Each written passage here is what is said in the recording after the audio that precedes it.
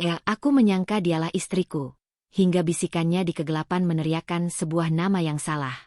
Malam itu, aku bukan lagi suami yang setia, tapi seorang lelaki yang terperangkap dalam ilusi, memeluk tubuh Aisyah, sang pembantu, sambil mengira dia adalah Nadia. Malam itu aku pulang larut. Rumah sudah sepi, lampu ruang tamu redup, dan suara TV yang biasanya menyala sudah dimatikan. Semua tampaknya sudah terlelap seperti biasa. Aku berniat menyeduh kahwa, kopi, sendiri lalu memanaskan sedikit sisa roti hoops, perut keroncongan, tapi hati lebih lapar lagi, lapar akan kehangatan rumah. Saat kulihat ke kamar, istriku, Nadia, sudah terlelap bersama anak kami yang masih balita. Keduanya tampak damai di bawah cahaya lampu minyak yang temaram. Ingin membangunkannya, tapi aku tahu dia akan kesal jika tidurnya terganggu, jadi kurungkan niat. Aku pun beranjak ke dapur. Namun, langkahku terhenti. Di sana, seorang perempuan berjilbab longgar dengan warna biru muda dan motif sulur-sulur kecil, tengah merebus air untuk teh. Tubuhnya membelakangiku. Kukira itu Nadia. Mungkin tadi aku keliru melihat. Mungkin yang di kamar hanya si kecil. Aku tersenyum nakal lalu mengendap pelan. Begitu sampai di belakangnya, langsung kututup matanya dengan tangan kiri dan mendekat ke telinganya. "Hayo, ini siapa coba tebak?" bisikku menggoda. Dia menggeliat ringan tapi tak menghindar. Tanganku yang satu meraih pinggangnya, memeluknya erat dari belakang. "Ayo, siapa coba tebak?" ulangku sambil tertawa pelan. Dia diam, tapi tubuhnya tak menolak. Bahkan suara desahannya terdengar lirih tapi menggoda. "Tuan Karim, nanti Nyonya Nadia bangun." "Loh?" Dadaku serasa dihantam. Nama istriku disebut. Tapi bukankah istriku sedang tidur di kamar? Lalu siapa ini? Tapi suara dan tubuhnya mirip. Mungkin dia hanya berpura-pura. Barangkali ini permainan istriku, ingin menggodaku balik. "Biarin saja Nyonya Nadia bangun," bisikku lagi. "Asyik juga fantasi kita di dapur ya, sayang." Kucecup lehernya perlahan, dan dia hanya menggeliat pelan tanpa menolak. Dalam bayanganku, ini hanya permainan istri yang sedang kreatif. Jadi kupeluk dia lebih erat dan kubawa dia ke kamar belakang. Ruang yang biasa dipakai Ummu Fatimah, pembantu kami yang sudah sebulan berhenti. Di sana gelap, hanya sisa cahaya dari dapur yang membayang samar. Kututup pintu lalu kutarik dia perlahan ke depan kasur. Dia hanya menatapku sebentar kemudian merebah dengan pasrah. "Tuan, nanti Nyonya Nadia bangun," katanya lagi. Tapi aku sudah tak peduli. Hasratku menggelora. 2 minggu aku tak pulang karena pekerjaan di luar kota. Malam itu aku hanya ingin menebus rindu. Kubisikkan candaan. "Kalau Nyonya Nadia bangun, kita ajak sekalian ya, biar ramai."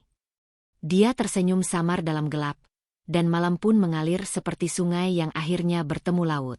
Tapi entah kenapa, rasanya agak berbeda.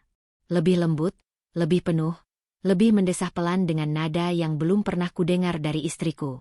Setelah semua usai, kupeluk dia erat, napasku masih memburu. "Syukran ya, kamu tahu saja aku rindu sekali," bisikku penuh rasa syukur. Tapi lalu dia menjawab lirih, pelan seperti menusuk dadaku. "Maaf ya, Tuan, aku bukan Nyonya Nadia. Aku Aisyah, pembantu baru, pengganti Ummu Fatimah." Dunia terasa jungkir balik. Jantungku nyaris berhenti. Tapi nasi sudah jadi bubur. Dan dari situlah semua dimulai. Kisah yang tak pernah kuharapkan tapi tak bisa kuhentikan. Kisah aku dan dia, Aisyah, perempuan yang datang di malam yang salah. Malam itu tak ada penjelasan. Begitu dia bilang, "Aku Aisyah, Tuan, pembantu baru." Aku seperti disambar petir dalam kamar gelap. Napasku tercekat, lidah keluh. Satu-satunya kata yang keluar cuma, "Maaf." Aku bangkit, tergesa meraih thawb, jubah, yang tadi kulepas tanpa sadar. Tak berani menatap wajahnya. Bahkan napasnya yang masih tersengal seperti mencambuk batinku lebih keras dari amarah siapapun. Langkahku cepat meninggalkan kamar belakang. Pintu kututup pelan, nyaris tanpa suara. Tapi sebelum benar-benar tertutup, aku sempat menoleh sekali. Aisyah masih rebah di depan kasur itu dengan selimut tipis menutupi tubuhnya. Tapi bukan tubuhnya yang paling menusuk hatiku, melainkan senyum kecilnya yang tenang.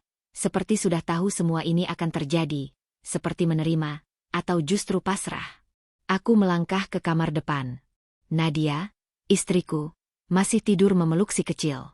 Cahaya remang dari lampu minyak menyinari wajahnya yang letih. Aku duduk di tepi ranjang, memandangi mereka dalam diam. Hati ini terasa campur aduk, penuh penyesalan, takut, dan entah kenapa, rasa penasaran yang belum padam. Apa yang barusan terjadi? Kenapa Aisyah tidak menolak? Kenapa aku begitu mudah terbawa suasana? Aku berbaring pelan, membelakangi istriku. Punggungku dingin, tapi yang lebih dingin adalah kenyataan. Malam itu tak ada tidur yang benar-benar nyenyak. Pikiranku berkelana ke wajah samar Aisyah, ke desah pelannya, ke senyum terakhirnya yang misterius. Dan sejak malam itu, rumah ini tak pernah sama lagi. Pagi itu matahari belum terlalu tinggi, tapi aroma tumisan bawang dan rempah di dapur sudah lebih dulu membangunkanku. Perutku keroncongan. Tapi bukan itu yang paling membuatku gelisah. Hari ini aku resmi libur 3 hari setelah 2 minggu kerja di lokasi pengeboran minyak jauh di gurun.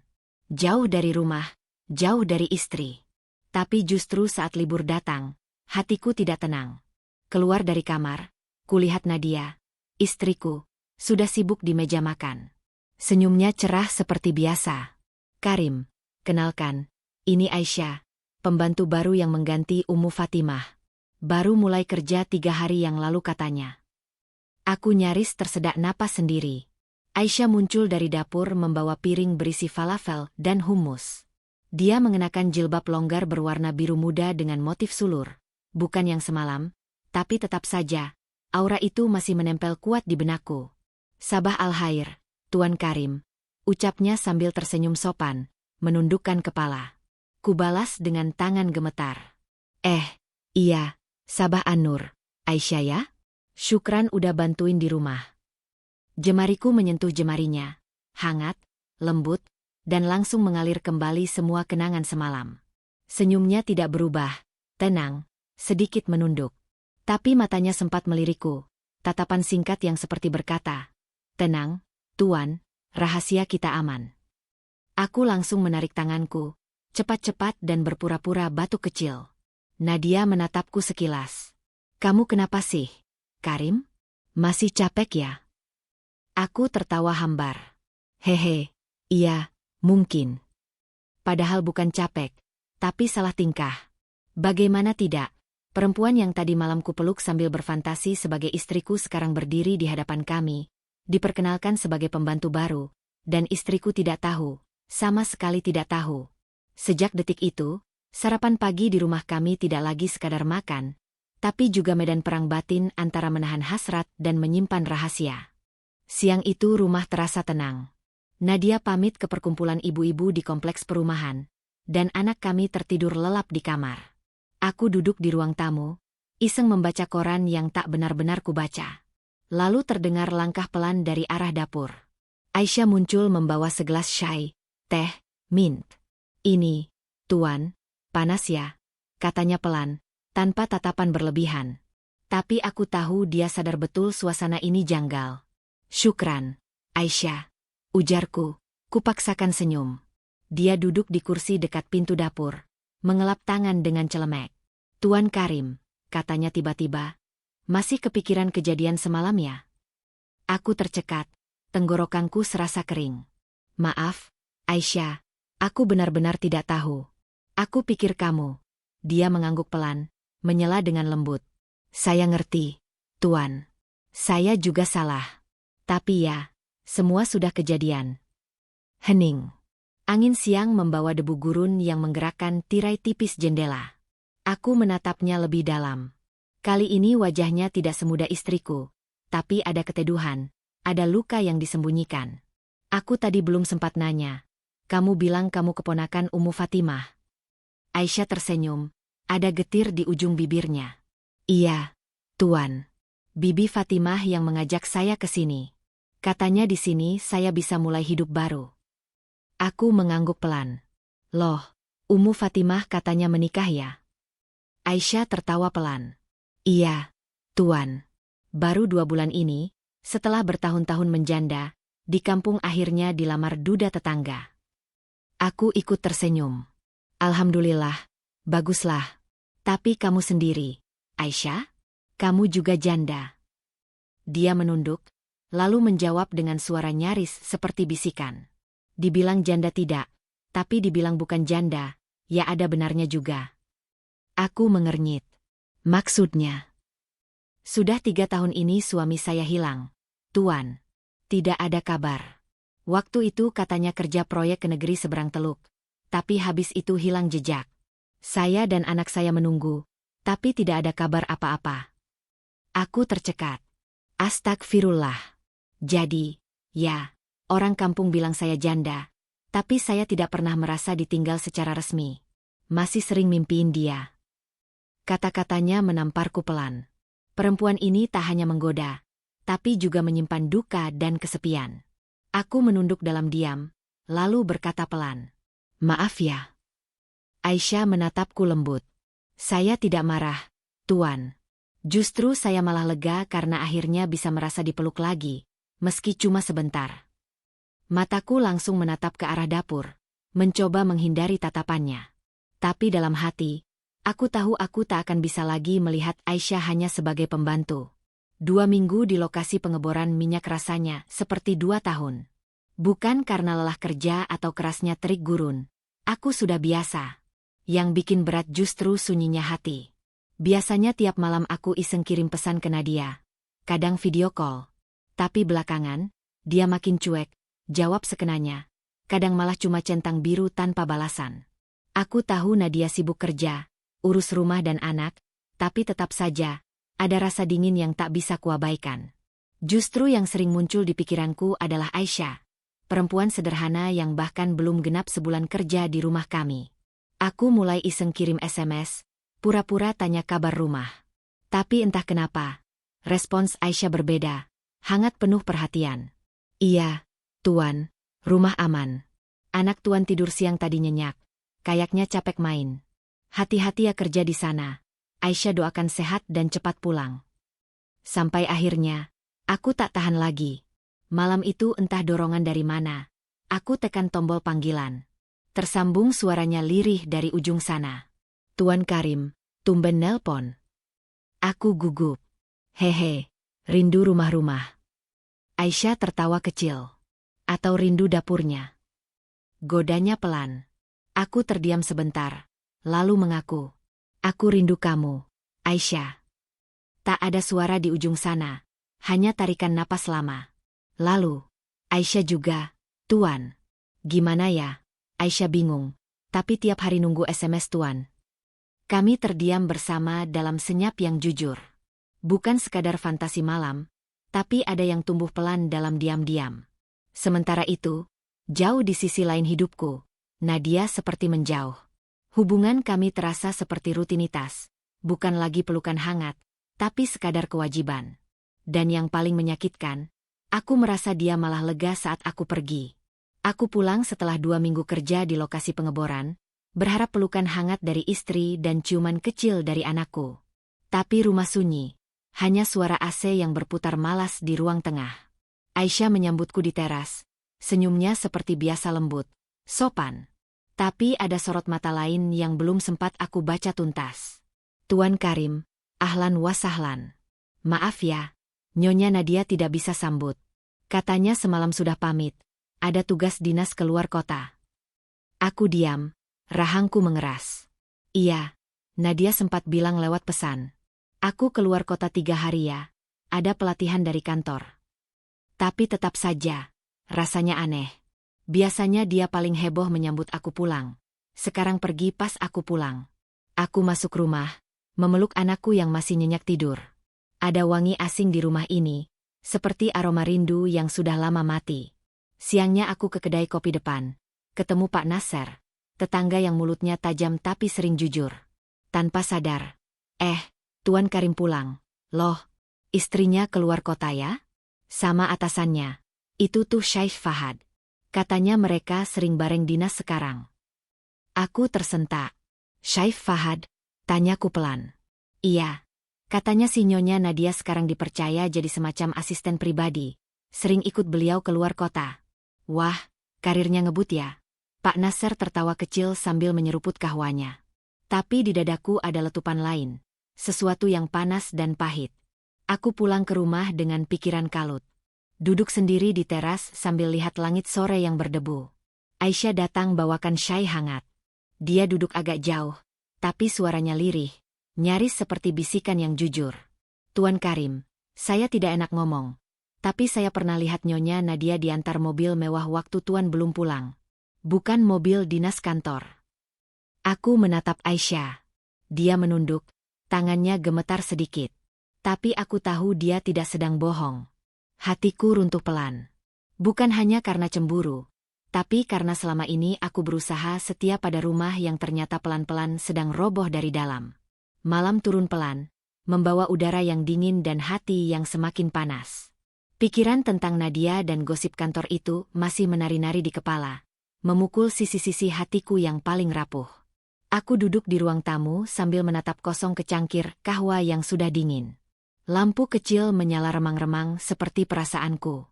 Aisyah muncul dari dapur membawa selimut dan duduk di seberangku. Tak banyak kata, tapi tatapan matanya lama dalam, seolah paham tanpa harus bertanya. "Apa, Tuan Karim, tidak bisa tidur?" Tanyanya lirih. "Sulit," jawabku pendek. Pikiranku kemana-mana. Dia menatapku lama, lalu berkata, "Kalau Tuan butuh bahu, Aisyah ada di sini.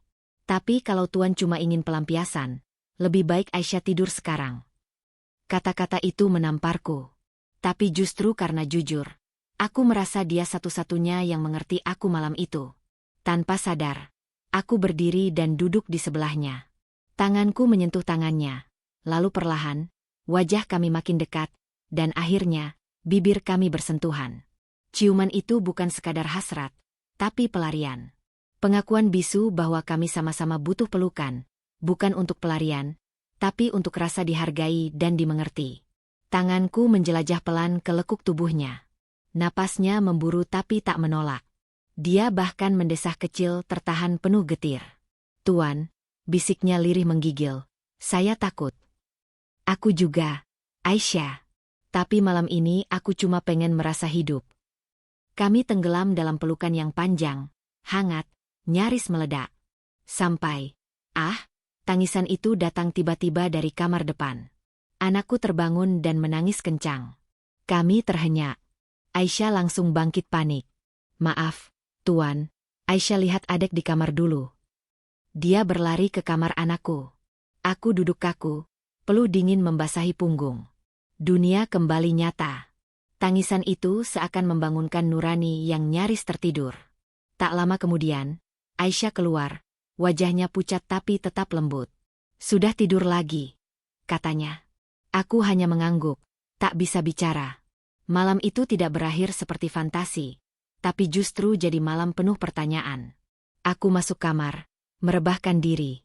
Tapi mataku tak mau terpejam. Di kepalaku terngiang bisikan lembut Aisyah dan tangisan anakku yang membuatku sadar. Aku sedang berdiri di ujung jurang, tak tahu harus mundur atau melompat.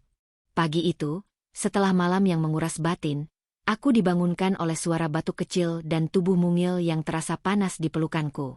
Anakku demam, wajahnya memerah, matanya sayu. Aku panik. Ini pertama kalinya aku harus menghadapi situasi seperti ini tanpa Nadia di rumah. Dengan satu tangan menimang tubuh anakku, tangan lain kugunakan untuk menekan nama Nadia di layar ponsel. "Halo." Suara pria berat, santai, asing. Aku terdiam sejenak. Jantungku seperti berhenti berdetak. Ini rumahnya Nadia, tidak?" Tanyaku akhirnya, gugup menahan amarah. "Oh, iya, Nyonya Nadia lagi mandi. Ada pesan, Tuan?" Jawabnya enteng, tak ada rasa canggung, tak ada nada formal. Dunia runtuh. Seakan semua gosip itu mendadak menjadi kenyataan yang tak bisa kutolak. "Tuan, ini siapa?" Tanyaku berusaha tetap tenang meski hatiku membara. "Oh, saya, teman kantor. Lagi tugas luar bareng," katanya sambil tertawa kecil. "Tuan suaminya, ya? Wah, maaf ya, saya angkat soalnya HP-nya bunyi terus." Klik.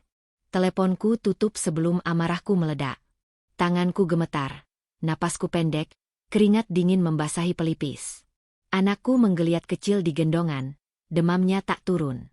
Tapi di dalam dadaku ada luka yang jauh lebih panas dari suhu tubuhnya. Nadia, istriku, ibu dari anakku, sudah mandi bersama laki-laki lain. Air mata nyaris jatuh, tapi kutahan. Aku harus kuat untuk anakku. Aku menatap layar ponsel yang masih menampilkan nama Nadia. Lalu perlahan kubalik, kutaruh di meja.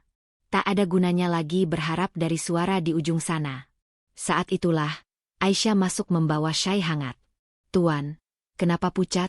tanyanya pelan. Aku hanya menggeleng. "Anak kita demam, dan ibunya lagi mandi sama pria lain," jawabku lirih, nyaris berbisik. Aisyah tak bertanya lagi. Dia hanya mendekat, menyentuh bahuku, lalu memelukku pelan. "Tuan tidak sendiri." Pelukannya hangat, bukan karena hasrat, tapi karena empati yang nyata. Dan untuk pertama kalinya, aku merasa mungkin Tuhan memang sedang menunjukkan arah hidup yang baru. Malam kedua tanpa Nadia, rumah terasa sepi tapi tak benar-benar sunyi. Anakku yang sejak pagi demam akhirnya tertidur pulas. Semua itu berkat tangan dingin Aisyah. Dia menyiapkan air hangat, kompres, bahkan ramuan herbal dari dapur yang entah dia pelajari dari mana, tapi yang jelas berhasil. Aku duduk lemas di sofa, masih dengan taup yang kusut dan kepala pening. Aisyah datang membawa syai manis hangat. Ia duduk di ujung sofa, tak bicara apa-apa. "Ternyata kamu bisa ya rawat anak sekalem itu," kataku pelan, mata menatap cangkir. Aisyah tersenyum kecil. "Sudah biasa, Tuan." Anak Aisyah dulu juga rewel kalau demam. Ada jeda sunyi, tapi bukan sunyi yang canggung, justru nyaman. "Maaf ya, Tuan," katanya kemudian, kalau kehadiran Aisyah malah bikin pikiran Tuan makin berat. Aku menoleh, menatap wajahnya yang diterpa lampu remang dari ruang tamu. "Tidak, Aisyah. Justru kamu yang bikin aku kuat. Kalau tidak ada kamu, mungkin aku sudah kacau tadi." Aisyah menunduk, tapi aku tahu ada senyum kecil di balik ekspresi diamnya. Aku bangkit, duduk lebih dekat. Entah karena lelah, entah karena luka, atau hanya karena butuh pelukan hangat di malam yang dingin dan membingungkan. "Tadi siang," kataku lirih, aku dengar suara cowok dari HP Nadia. Dia bilang Nadia lagi mandi. Aisyah menatapku, tak berkata-kata, tapi matanya bicara. Aku ngerti. Tiba-tiba, tangan Aisyah menyentuh tanganku lembut, pelan tapi membuat tubuhku gemetar. Bukan karena syahwat, tapi karena rasa terima kasih yang nyaris tak bisa diungkapkan. Dan tanpa banyak kata, aku menariknya dalam pelukan. Tak ada ciuman, tak ada bisikan mesra, hanya pelukan lama dalam tenang. Di malam itu, ketika semua terasa jatuh berantakan, justru dari dekapan sederhana itulah aku menemukan sesuatu yang baru. Rasa yang tulus, bukan dari istri, tapi dari seorang wanita yang dulu kupikir cuma pembantu di rumah ini. Dan ketika Aisyah melepaskan pelukannya, ia hanya berkata pelan, "Tuan, tidur ya. Aisyah jagain adek, kalau bangun nanti." Aku tak mampu menjawab, hanya bisa menatapnya saat ia berjalan masuk ke kamar si kecil. Dan entah kenapa, malam itu aku tidur lebih nyenyak daripada biasanya. 2 bulan berlalu, tapi rumah tanggaku seperti panggung sandiwara yang setiap hari kami lakoni tanpa hati dan rasa lagi. Aku tahu aku sudah terlalu jauh terjerat dengan Aisyah. Awalnya hanya pelipur lara, tapi lama-lama jadi tempatku berlindung dari kesepian yang mencekam. Sementara itu, Nadia, aku tahu dia sudah lebih jauh lagi hubungannya dengan atasannya di kantor. Bukan sekadar gosip, aku bisa merasakan dingin yang semakin menusuk saat dia pulang, sikapnya yang menjauh, bahkan kata-kata yang mulai mengikis harapanku. Aku ingin bicara, ingin memperbaiki, tapi entah kenapa, aku terlalu terluka dan terlalu lelah. Hingga akhirnya, saat aku sedang bertugas jauh di lokasi pengeboran, sebuah pesan masuk ke ponselku. "Karim, aku minta cerai. Aku sudah tak kuat lagi menjalani semuanya." Matahari terasa runtuh dari langit. "Hidupku, Nadia pergi, tinggalkan aku, tinggalkan anak kami." Yang lebih sakit, dia menitipkan anak kami pada Aisyah. Aisyah, wanita yang aku percaya sebagai pembantu baru, kini menjadi penjaga sekaligus pengganti kasih sayang yang hilang. Aku terdiam di tengah kesunyian jauh di sana. Hatiku berkecamuk antara sakit, kecewa, dan entah bagaimana, sedikit lega karena beban berat di rumah sudah terangkat. Namun perasaan lega itu bercampur dengan penyesalan yang dalam. Aku bertanya pada diriku sendiri, apakah aku yang menyebabkan semuanya hancur? Ataukah justru aku yang akhirnya menemukan kenyamanan di tengah kehancuran? Ketika aku pulang membawa kabar pahit soal perceraian dengan Nadia, aku melihat Aisyah juga tak ubahnya sedang membawa beban berat di dadanya. Hari itu di halaman rumah, Aisyah duduk termenung sambil menatap jalan masuk kampung. Aku mendekat pelan, bertanya dengan suara berat. Aisyah, kenapa kamu terlihat sedih sekali? Aisyah menoleh, matanya berkaca-kaca, lalu bercerita tentang suaminya yang sudah 3 tahun hilang tanpa kabar, meninggalkan dia dan anak mereka di kampung. Tadi pagi dia pulang, Tuan. Tapi keadaan berubah. Dia bukan lagi pria yang aku kenal. Ada luka dan rahasia yang belum bisa ia ceritakan. Dengar itu, aku terdiam. Aku paham benar rasa kehilangan dan harapan yang hancur itu. Dalam luka kami yang berbeda, ada ruang untuk saling menguatkan. Hari-hari berikutnya kami lewati bersama, saling berbagi cerita, tawa, dan air mata. Aku mulai menyadari, di balik sosok Aisyah yang kuat dan tabah itu, ada hati yang sangat lembut dan tulus. Dan dari pertemuan hati yang patah itu, tumbuh benih-benih cinta baru. Bukan yang sempurna, tapi yang nyata dan penuh pengertian. Suatu malam, saat kami duduk bersama di teras rumah, aku menggenggam tangannya, berkata, Aisyah, aku tahu perjalanan kita tidak mudah. Tapi aku ingin kita jalani bersama. Bolehkah aku menjadi bagian dari hidupmu, seperti kamu sudah menjadi bagian dari hidupku? Aisyah tersenyum, matanya bersinar hangat. Aisyah juga pingin, Tuan. Aisyah siap melangkah bersama melewati segala luka dan harapan. Malam itu, di bawah langit yang penuh bintang, kami mulai menulis bab baru dalam hidup kami. Bab yang dipenuhi cinta, kejujuran, dan harapan yang tak pernah padam. Malam itu suasana benar-benar hangat, antara rindu dan gairah yang sudah lama terpendam. Semuanya meledak seperti api kecil yang sulit dipadamkan. Aku sudah hampir menguasainya, siap menjalankan tugas malamku yang sudah lama kutunggu. Tapi tiba-tiba Aisyah menghindar dengan senyum nakal. Sabar dong, Tuan, katanya sambil menatapku dengan mata bercahaya. Kan Tuan yang bilang mau nikahin Aisyah dulu. Kalau sudah resmi dan sah, pasti lebih enak, cenat-cenutnya juga halal, hehehe. Aku cuma bisa ketawa, tapi dalam hati makin sayang sama dia. Beberapa minggu kemudian, kami menikah. Bukan sekadar surat dan janji, tapi benar-benar memulai hidup baru yang penuh cinta dan pengertian. Dan aku harus jujur nih, Aisyah itu memang lain dari yang lain. Dia lebih lembut, lebih empuk. Dan ya, dia yang paling jago bikin cenat-cenut yang bikin aku selalu ketagihan. Rumah tangga kami sekarang penuh kehangatan dan tawa. Dari yang semula cuma pelipur lara, kini jadi sumber kebahagiaan sejati. Jalan hidup memang tidak selalu mulus, tapi bersama Aisyah, aku yakin kami bisa lewati semua dengan hati yang tulus. Semoga kisah ini bisa diambil hikmahnya, ya, dan jangan ambil hati bila ada salah kata dan ada kata yang kurang berkenan. Anggap saja kisah ini sekadar hiburan, ya, sahabat. Terima kasih sudah menyimak, dan sampai jumpa lagi kapan-kapan. M.A. As-Salmah.